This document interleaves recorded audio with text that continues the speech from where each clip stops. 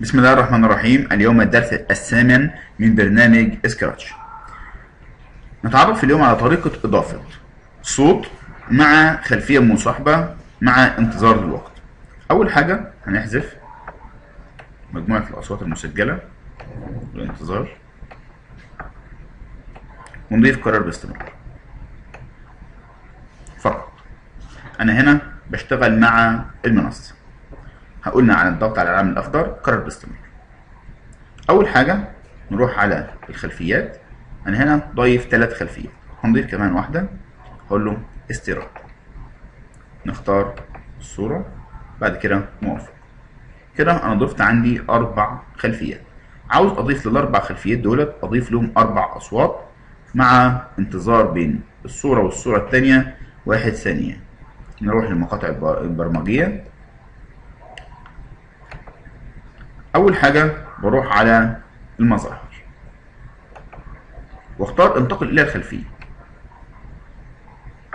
مجرد ما بضغط على السهم بيظهر عندي ال4 خلفيات اللي أنا ضفتهم أسماء. بضغط على الأولى، بعد كده بختار الصوت. أنا هنا عندي صوتين 2 فقط، بروح أختار صوت كمان استيراد، بعد كده عندي 4 أصوات مصاحبة. نرجع مرة أخرى للفيديو، المقاطع البرمجية، واروح اختار من الصوت، اختار هنا شغل الصوت، افتح السهم، هلاقي موجود عندي ال4 اصوات المسجلة. نختار الاول، يبقى هنا اخترت الخلفية الاولى معاها الصوت الاول، بعد كده بختار من التحكم واختار انتظر.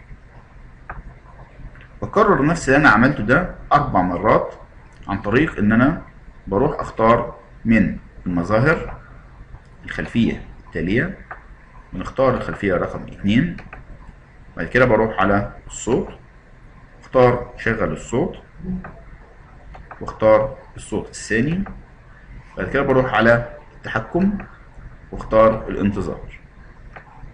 مرة ثالثة واختار من المظاهر الخلفية التالية.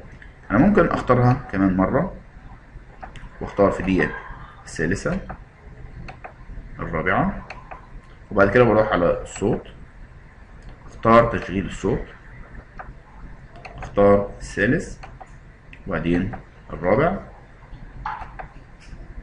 كمان اضيف وقت الانتظار 1 ثانية، وبذلك اكون اضفت خلفية بعدها صوت وبعدين انتظار. طب تعالى نشغل. بضغط على العلامة الاخضر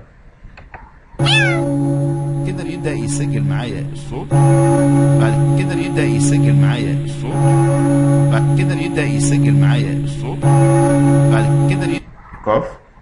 طبعا بتتكرر جميع المقاطع الصوتية اللي انا ضفتها، وكذلك الخلفيات بتتغير معايا، وبين كل خلفية والثانية ينتظر 1 ثانية.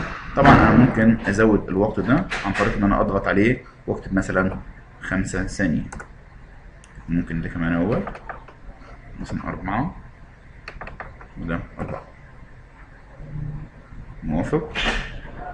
ممكن اول نلغي في هنا صوت احنا كنا ضايفينه القطة، اروح الغيه واروح مرة تانية للمنصة، اعمل تشغيل، ظهر معايا الصوت. كده بيبدأ يسجل معايا الصوت، بعد كده بعمل له موافق، ايقاف. طبعا ايقاف. وبذلك نكون انتهينا من منهج الصف الثاني.